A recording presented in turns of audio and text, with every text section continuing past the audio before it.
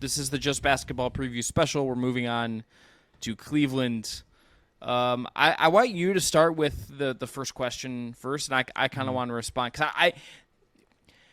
I think these first two questions for Cleveland are very much you could answer them in just like Phoenix, I think in different ways.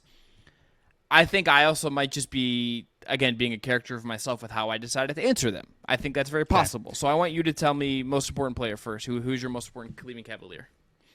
Evan Mobley. Okay, I went Max Strus because I'm a piece of shit apparently. So yeah, it can't be Max Strus. So look, here's the thing. I've just watched him take shots that no other Cav could take last year, and it's oh right, having someone who can catch a ball on the wing and shoot it without hesitating, and the defense actually freaks out is a really big deal. It's just oh, that's why a lot of teams have spent lots of money. That's why Duncan Robinson got paid a crap ton of money and became a podcaster, right? That skill set was so glaring, and it's watching a different sport kind of when you have a guy who actually just does that and makes all of your lineups function better. It is probably Evan Mobley, but I just felt Strus is just going to make such a massive impact just because he does something that no one else that they had last year can do, that I think it's just going to make everything function better. And they've used him on the short roll in the preseason and just actually run different looks to just give themselves some variation on offense that wasn't possible before he got there, which is wild to say for a guy that is not going to be an all-star. He's a very well-played role guy, but what he does is he's the only guy that they have on this team that can do this, and they just didn't have it last year, and it has really showed so far. And I think when you go back and look at last year, it's very clear that there's a reason that it's worth signing, trading, and hard capping yourself and paying this kind of guy $19 million because they just desperately needed it. It's a totally fair answer, and it will be a breath of fresh air watching them and seeing how his impact shows up in the numbers. And I think actually it kind of leads to Mobley a little bit because he gets you one step closer to some small lineups with either Allen or Mobley as the only big. There's a lot of reasons he's important, but I had to scroll back all the way to the very first preview that we did, Chris, to find a player as, I don't want to say bad, a player at the level of Max Strus, who was my answer for most important, and that was Bilal Coulibaly, because the Wizards don't have any players. So I'm looking down the list. It's Kawhi Leonard, Tyrese Halliburton, Chet Holmgren. We got Zion here. We got Scotty Barnes, Cat. Come on. I'm too close to this. You're not going to finish the season let's say the Cavs make the conference finals and push the Celtics to 6 games, and you're going to be thank God Max Strus did that for us. You're going to be wow, Evan Mobley played lights out, or Darius Garland took another big leap, or Jared Allen got his shit together. You're not going to be Max, our Lord and Savior, Max Strus.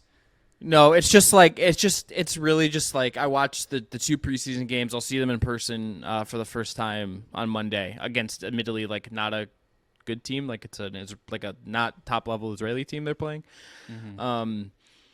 Watching a guy just shoot threes and the defense runs at him because they're scared of him shooting is just oh right, you're allowed to have that on your basketball team. It's kind of absurd. Yeah, you're speaking as somebody who watched Karis LeVert, Ricky Rubio, and Isaac Okoro take spot-up threes for a year, and that's fine. Yeah. It's just it's hurt people say weird things on podcasts, is I think how the phrase goes. So, okay, let me make the case for Mobley then. Yeah. I think Evan Mobley taking a major step forward on either end changes everything for the Cavs. Yeah. I'll go through the 4 things that I think could happen and what the ripple effect is. If his ball handling comes along, they can play big more easily. If his shooting comes along, their offensive ceiling just goes way up. If his physicality and force and playing like a center stuff comes along, then they can play small more easily. And then I think if he can defend wings better, then they can switch more, go to another level as far as their defensive versatility and kind of scariness on that end. Maybe that goes along with playing small too. So it's I think we kind of oversimplify it because we've known for so long with Mobley dating back to USC that the offense was kind of the thing that needed to keep developing. But it's he could actually take another leap defensively, and they could get better as a result of that. This might not be the year the offensive leap comes, but I think he could even make them a better team by doing some of the other stuff. And maybe the offensive leap is still a year or two away, and the team gets better anyway. So I just think that's why it's him, because there's so many pathways to him making them a better overall team in a way that even Garland, who I did think about, I don't think there's as many pathways there because of, honestly, just what he is physically. The Mobley thing, I think, defensively is where I would start with this, because one of the games I went back and rewatched for this was a Heat game they had later in the season, where what they decided to do was say, hey, you're going to defend Jimmy Butler. And it's one of the few times I've seen Jimmy Butler like very hesitant to drive and really struggled with the length of Evan Mobley. And I want to see that done in different ways. They also have this zone that they didn't really run last year, and I think it's because they didn't feel like they had enough size on the wing. Like, I think they didn't feel like their wings were big enough, where they would put Mobley at the top of a 3-2 zone, kind of like they talked about it like it was the KG zone from back in the day with the Wolves.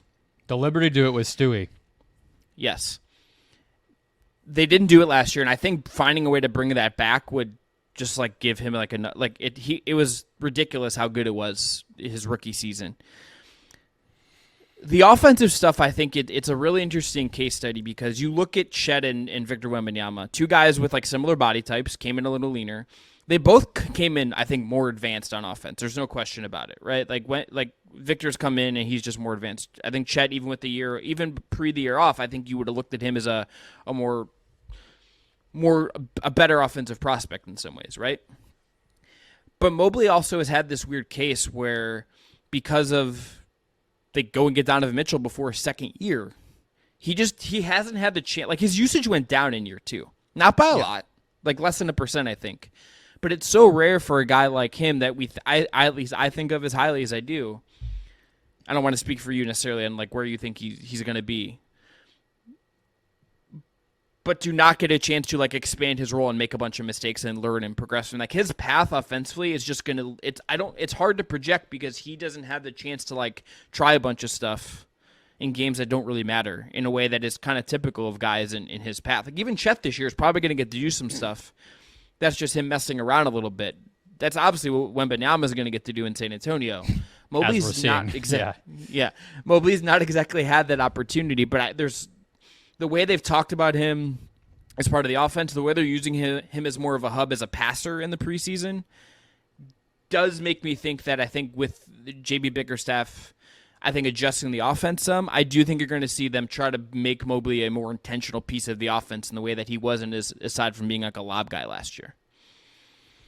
Yeah, I think I do feel pretty highly about him, and I think part of why the ball handling, I think you and I have talked about this before, that's kind of more, maybe not more important, but equally as important as the shooting is. I think the thing that he has that Chet or Wemby or some of those guys don't, and what makes like the Garnett or Giannis or some of those like seemingly very far-fetched comparisons a little bit more realistic, is his body, and he's a little leaner, like you said, but he's strong as hell and getting stronger. He added 7 pounds, which doesn't sound like a lot, but he looks bigger this year. Mm-hmm. Like, if you told me he doesn't avoid contact, right? Yeah. Like, even when he was skinny, like it's not like he plays to avoid physicality. Mm-hmm. So I think the ball handling, the ability to like catch the ball and draw a foul, or even, end of clock spot up or post up or transition stuff, those are ways that he can start to make an impact before the jump shot, and maybe if the jump shot never does come along. The transition stuff is, I think, where we should end this part of it, because something that he is really good at, that they have talked about wanting to emphasize more in some way, and I don't know exactly what this looks like, but it's a thing. He's really good at getting a rebound and just going. And considering how Garland likes to play and how Mitchell likes to play, they both like to take the ball up the floor kind of slow. They start a set at 16 seconds. Like, it's a little slow. It's a little like lacks a little bit of urgency. Mobley, when he gets a rebound, like shoots himself out of a cannon and is like at half court in 2 steps because his legs are so long. He can generate, I think, easier looks for a team that's going to need to do that at times. And whether that's like Jared Allen is going to do what Steven Adams did for Russ when Russ got the triple-double and like clear out the way, and then Mobley gets rebounds and goes. I think or Mobley just gobbles up more rebounds this year, particularly when he's playing at the 5. I think that's like a very clear path for offensive growth. Is he just gets to get out on the break, either drive to the rim and get fouled, spray out a pass to someone and at least create advantages because he's the one guy in the team that wants. It's like him and Okoro are the two guys that actually want to play fast. Like no one else really wants to like get things going as much as it would benefit them, Donovan Mitchell, to play a little bit faster. So I went pretty sicko with the player we're going to be talking about. You went sicko for the most important. I went a little that way with talking about. I didn't go sicko for this. I went like a guy that I just give me the sicko answer. Well, no, you go first now. I'm kind of curious what yours is.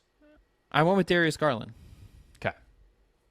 It's a little bit of a weird one because two of the most important players on the team are also still developing. So it's like it's not like we're not talking about Darius Garland, you know? Yeah. Who? Yeah. It's like he got maxed out, Yeah. like, you know, it's Darius Garland. But okay, tell me what's the next step for him this year?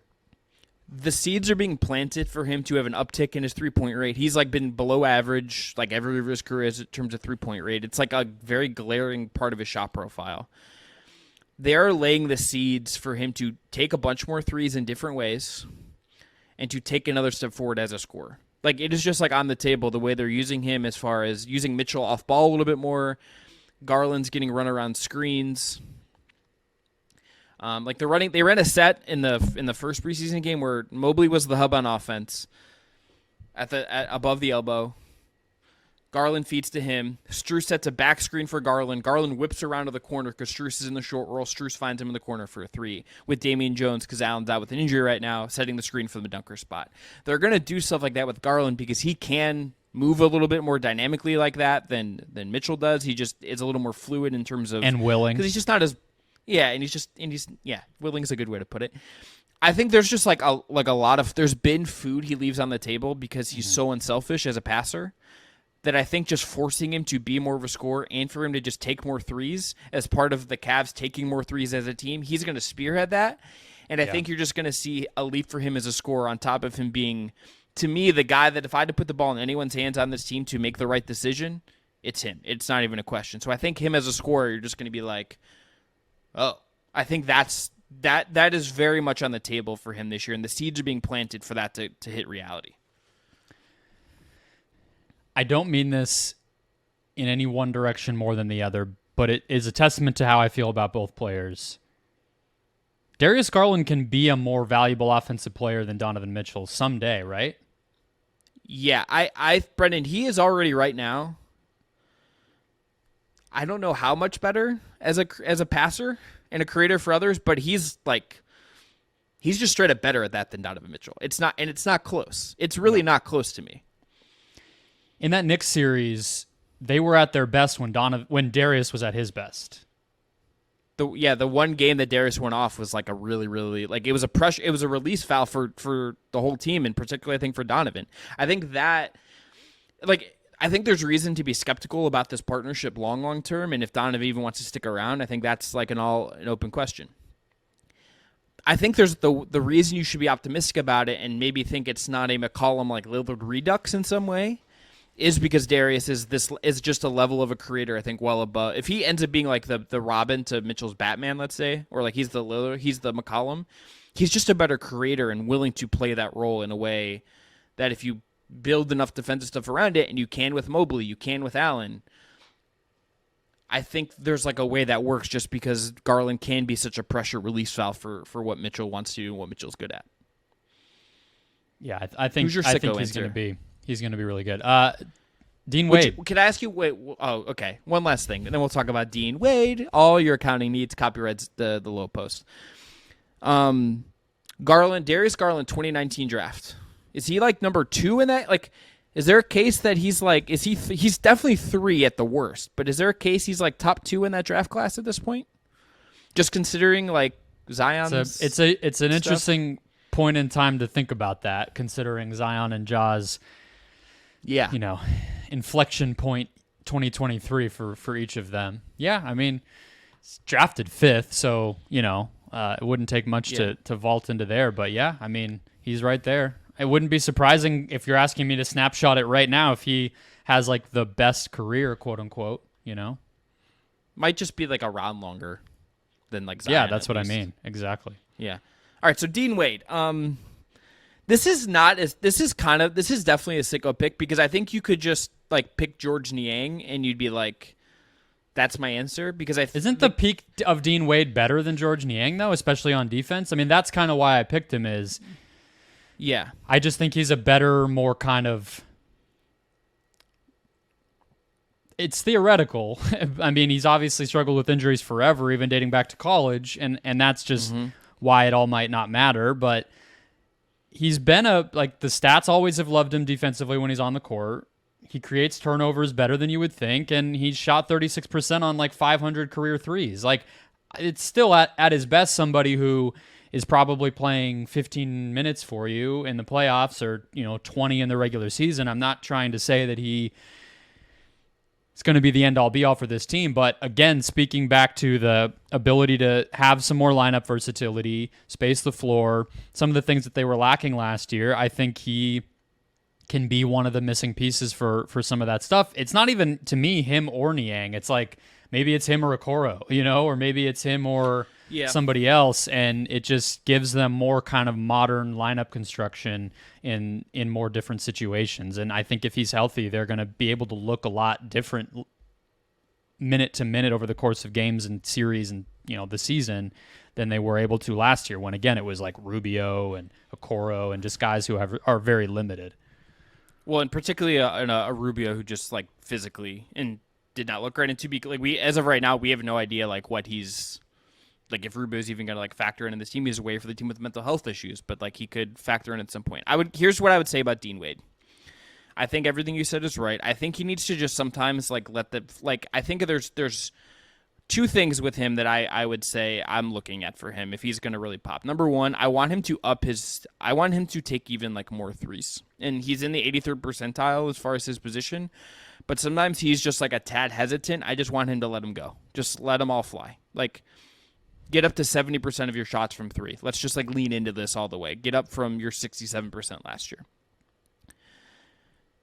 Secondly, rebounding wise, if there was a thing you felt when Kevin Love left last year for Cleveland, it's a Dean Wade, like, as maybe he's more dynamic. I think definitely a better defender. He just isn't he hasn't proven himself to be the kind of rebounder that I think you need if he's going to be your small ball forward. Now, the thing with Niang is that's the same thing. That's like one of the things with Niang. He never has rated out as a good rebounder, but he's also played with like Rudy Gobert and Joel Embiid. So it's like, is there some noise in those numbers because he's playing with these two particular centers?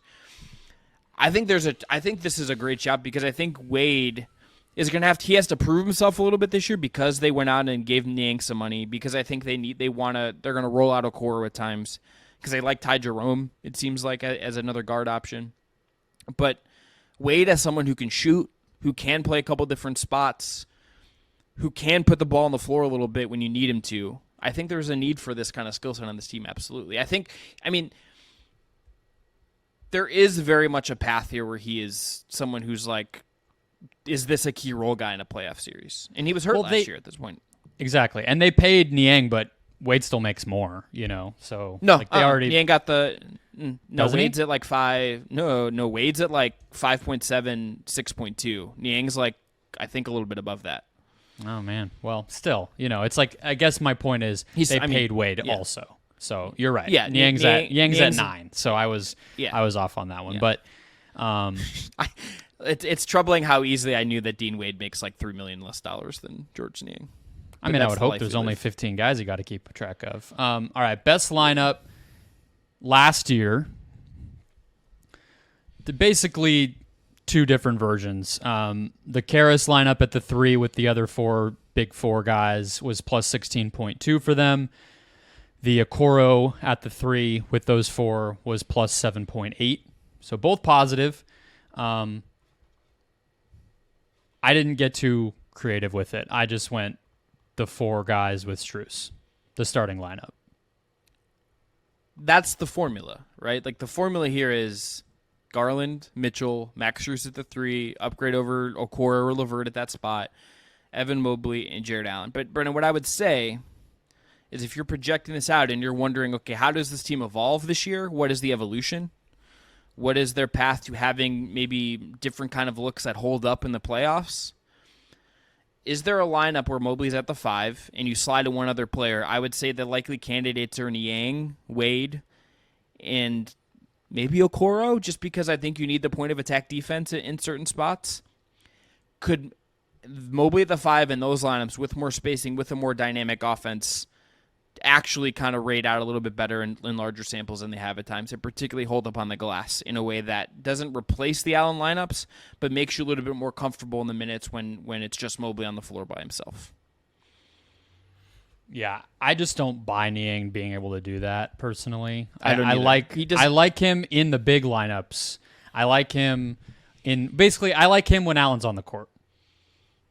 Yes. But when Mobley's on the better fit court, with Allen. You have to switch, I think, and you have to have size and on-ball defense to be able to do that. So, well, even just the that's rebounding why somebody part like of it is Strus just, and Wade and those guys stand out to me more. Yeah, the rebounding part's always going to be hard. I don't really see like a great solution. You know, they don't have PJ Tucker or something to make all that. No, easier. they need to like fuse like Kevin Love's rebounding ability with with Dean Wade's age, and just like there's your answer. You know. Mm-hmm. But just for the for reference or for the record, there we go. I combined those two things in my one word there. Mobley and Allen on together. +8 last year. Just Mobley +5. Just Allen +8 also, but a little lower. I'm just rounding. And then both off -1. So they were pretty good no matter what it was, but I think it's just more about playoff stuff and long-term, knowing that they need to be able to kind of mix and match. All right, that gets us into a little bit with the worst case, but we can start with best case. What I had was Strus and Niang help juice the offense. The front office makes a trade to upgrade the LeVert or Allen spot, and the Cavs make the conference finals while also giving Donovan more of a reason to stay long-term. That's a great way of putting it. The in-season trade stuff is tricky with them because they don't have like an overwhelming amount of assets, but is there like a very well-paid guy that they could cobble together salary for? The name that people like on Cavs Twitter have kind of fantasized about Brendon is Jeremy Grant, and that doesn't really do it for me. That doesn't feel like what they need. No. It feels like it's like a name. It feels like a name, but it doesn't feel like great. I mean, like of the guys out there, the one that comes to mind is like Anunoby.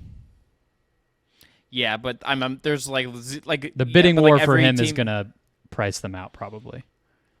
Yeah, they don't have the first to like make the supplemental move to like get someone else to support like what they have. I don't know who it is. We can circle back on that at some point. I mean, you might have one. You think about it more than me. I don't have one right now because I haven't like looked at all the salaries and other teams in the way that makes me like sure. And there's some statistical stuff I want to run with some of these new lineups. There's some stuff I want to see, particularly with like Niang and Wade playing next to Mobley. I want to see what Mobley is a little more this year before I'm like, this is exactly what they need. I think is part of it because he is still like Garland is not a finished product, but Mobley is still very much being shaped. I think. Yeah, I mean, best case for me. Yeah, go ahead. I think you definitely want to see what the Garland, Mitchell, Strus, Wade, Mobley lineup is. Maybe you put Niang in there, whatever, before you. Because that's a real lineup, whereas they weren't even really able to get there last year. Worst case, what if you swapped out? I got to give you my best case too. But what if you swapped out Keldon Johnson for Karis LeVert? Just put in a big wing. Sure. I think the defense is still suspect for Keldon, but on a better team with real structure, I think you could bet on that being a good kind of environment for him. Sure, I think that's the type of thing I like that way more than what was the one you said that Cavs Twitter likes? I already forgot it because I hated it. Yeah, no. Jeremy Grant. Yeah. Also, I don't want to be the one. We think of him as being a defender. He just isn't anymore. It's fine. We don't have to pretend Jeremy Grant is a defensive stopper. It's like it hasn't been true since LeBron killed him in the bubble, and we can just skip it. Also, just telling how easily Aaron Gordon just like replaced him in Denver. Like it shouldn't. If you're that valuable, it shouldn't be that easy for Denver just to go trade for someone who's actually better than you in that role. Best case, it's just that they don't crap the bed again in the playoffs. They make a conference finals run, and I would note that I think that requires some lucky seeding, i.e., like Milwaukee and Boston face each other in round 2, and they get like just a lesser opponent in the second round where they can get through, because I do think they're going to be a step behind both of those teams and have real challenges with their rosters in defending Giannis and defending Tatum and defending Brown. I think there's just going to be struggles for them in those series. They should have to go through it. It would be good for them, good for Mobley, good for Garland.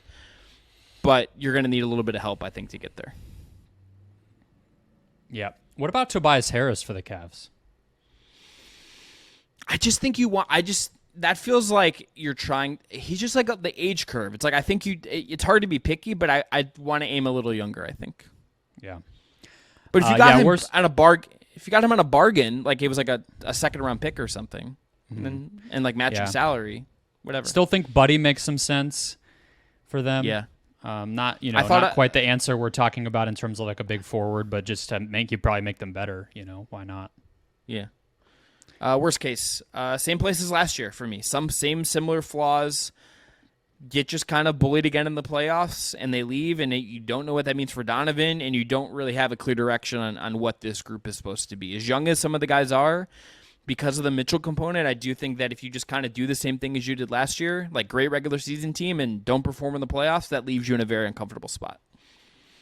Yeah, I just said, I was a little more aggressive. I said playing big stops working, and Cleveland starts to get desperate with trades and firings. Now, stops working is really a playoff thing, so it's kind of the same thing you're saying. Obviously, they're going to be good in the regular season. I don't think we know the Mobley Allen thing can work in the regular season, so it's really more of a they run up against it in the playoffs again, and then maybe you're talking about not only an Allen or a LeVert trade, but obviously Donovan lingering there, and then head coach, GM, all that stuff starts to come into question when you get desperate like that.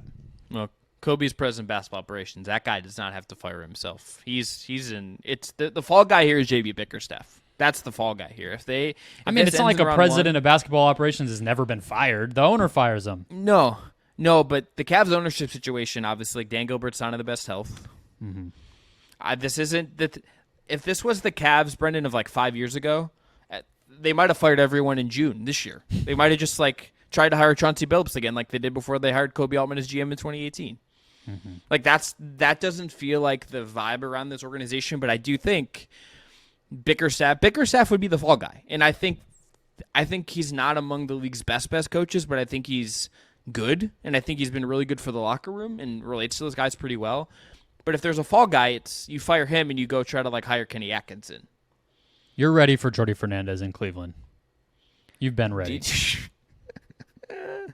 The sell job they would do about the journey from Canton Charge to Cleveland would be look, the Cavs are an organization story wrote itself. I'm available for hire. I'd like money. The Cavs are an organization that told a story about Kobe Altman meeting John Beilein at Mike Gainsey's wedding, who's their GM in title, and it's number 2 in there. And about how Kobe met John Beilein at a wedding, and that's why they hired him. So they're really good at getting out and selling this stuff. Very no notes on how aggressive they are about selling this stuff. The win total line is 50.5. Yeah, easy over. Me too. Statistically, a 55 win team last year. Big Four all played at least 68 games, so that's a little bit. If there is an injury, that would be a problem. Out right now. Yep. They basically had 0 bench last year and still won that many games. And so I think the other part of it too, though, is the East might only have 2 great teams. So yeah, those teams might push 60. We don't know yet, depending on how everything shapes up for Boston and Milwaukee. But if you're just making the case, could the Cavs be a tier below them, but still a step up from everybody else in a pretty weak conference? Yeah, the Sixers will probably dip in wins, and we don't know what the Knicks will do and all that stuff. So I think this is one I would feel if we were doing locks, which we didn't ever do, I would probably put this one as a lock. There's also just a lot of incentive for them, for them, I think, to chase regular season wins in a way that there might not be for some of these other teams. There's just a lot to gain for them to saying, can we chase 58 wins, and where does that get us? And even if that overperforms their net rating over the course of a year, and you look at that and say, okay, that's a little bit inflated. It doesn't benefit them to not chase the regular season, I think, in a major way, to give themselves any advantage they can when you get to the playoffs. And even Donovan, he's the only vet that you might and Allen, but it's not like there's no Durant on this team. There's no LeBron on this team. Somebody you need to load manage or anything like that. So the health stuff, it's like it's an interesting factoid that they were so healthy, but I'm like, I'm not going to bet on them to have a bunch of injuries. Like who? It's nobody. I mean, Wade, I guess, still, but okay, whatever. It'd probably be Allen. He usually misses some time. Like he missed time last year, and he missed time the year that they ended up in the play-in tournament and got bounced. Like it was because Allen got hurt and missed a bunch of time. Yeah. Did we make a mistake by not talking about Donovan Mitchell more? We have to go, but like, did we not talk about him enough, considering like who he is and what he is? I just don't know if he's going to be better than he was last year, and he's been around for a long time. So if we're thinking about, yeah, it's one of the limitations of us doing 30 minutes on every team instead of an hour, I guess. But like, I think people know about Donovan Mitchell, so yeah. Watch some YouTube highlights if you're wondering who Mr. Spida is. I think there's plenty of stuff out there for you. I will say I am curious for him, considering he came in last year really motivated in a new situation, and after getting embarrassed in the playoffs, we got embarrassed in the playoffs again.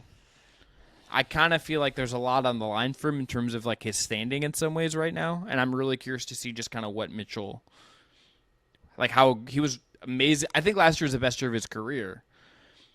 How does he follow it up after another playoff disappointment, I think, is a real question. And it's not going to be one we can answer for a while. It's not as easy as some of the Garland questions or the Mobley questions, I think, are to kind of project. But I think this is a really pivotal year for a guy that's absolutely in his prime and also has his future kind of maybe more than anyone in some of the teams we've talked about. Like one of the guys that I think whose future is probably the most like discussed in some ways as far as the next couple years of player movement in the league. Yeah, let's maybe make a point of talking about him either in the lead up to the season in some way or in one of the early season shows, because I definitely have thoughts. I also just try to make these previews relatively optimistic, and I'm kind of a Donovan hater coming off of last year, so I didn't want to just... I mean, I feel very good about this team. I think they're going to be even better than last year, so I'm not going to like sit there. Plus, the Donovan story right now is just the trades, and like that's not really the spirit of what we always try to focus on, so,